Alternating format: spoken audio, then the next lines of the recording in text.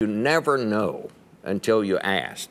And somebody at CBS News had the idea the other day, why don't we ask Herman Cain to come on? Now, he suspended his campaign. Well, of all things, he said yes. He's in our New York headquarters this morning.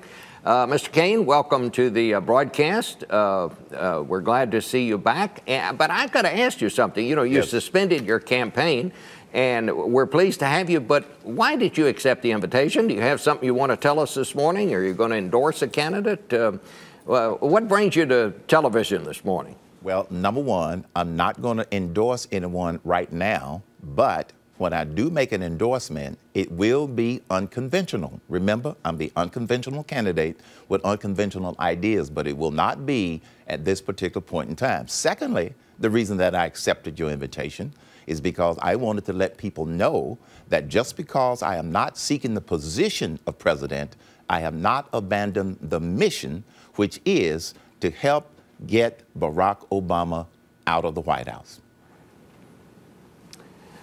You say you're starting a new movement. What kind of movement? It's going to be a movement that's going to keep attention on solutions. One of the things that has frustrated me and many of the American people has been all of the negative attacks that have taken place during this campaign. Just look at what happened last week. And secondly, it takes attention away from how you're going to fix stuff. This is what the American people want. When I was in the campaign and I was at the top of the polls, it was the fact that people were connecting with solutions. And so what I plan to do is continue to promote solutions to problems because not enough attention is being paid to them. Well, you're talking about all these negative attacks. We had kind of an extraordinary little interview with candidate Newt Gingrich just a while ago. And basically, talking about the attacks that Mitt Romney has leveled on him, he said flatly, yes, that Mitt Romney is simply a liar. And I went on to ask him, well, then can you endorse him if he decides, if he gets the nomination? And he said, well, yes, he could, because even though he's a liar, he's better than Barack Obama. What did you come away from the campaign thinking about Mitt Romney? Do you agree with Newt Gingrich that he is, in Gingrich's word, quote, a liar, unquote? Well, Bob, as you know, in politics, there's political speak, and then you can choose other words. Now, in political speak, it would have been stated as, well, he was not totally honest. And Newt has tried to call him out on this. But you'd have to raise that same question with every candidate, including the current president. Can you honestly say that the current president has been 100% truthful about everything that he said? I think if we were to do the analysis, you'd have to come away and say, well, some of them may not have been as truthful as they could have been. So I think it is a choice of words, not as strongly as he would support a liar. That's my opinion. It is interesting that you bring up the question of truthfulness, because what drove you from the campaign were questions about your own truthfulness in terms of your relationship with women. I do want to ask you this morning, how is your wife? My wife is doing marvelous, thank you.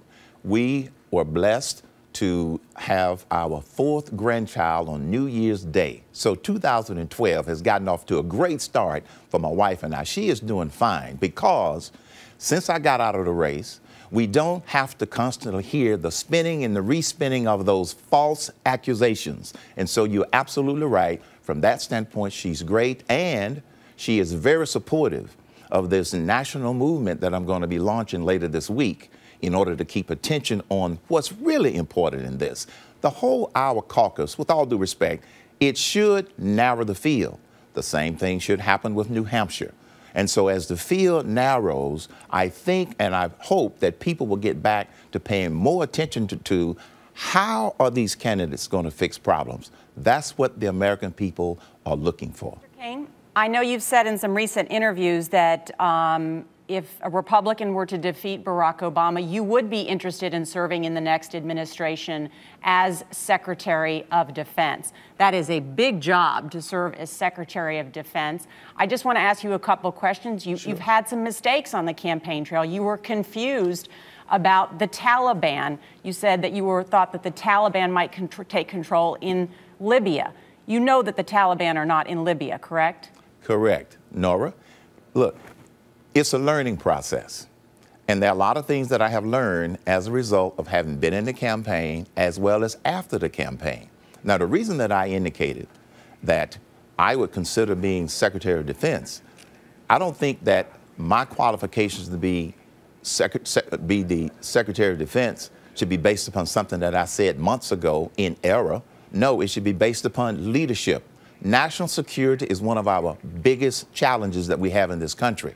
And I believe that as a leader in that position, if we have the right president, I would be able to bring a lot to the party in terms of helping to prioritize those things that need to be prioritized.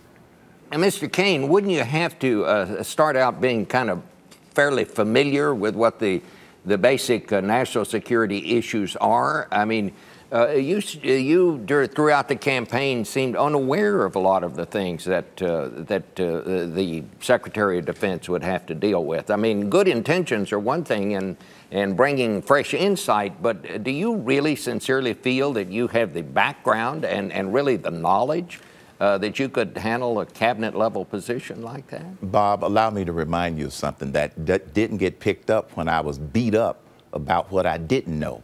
I served on the Citizens Advisory Board of the Strategic Air Command in Omaha, Nebraska for several years when I was there. I was exposed to some of those issues at that particular time.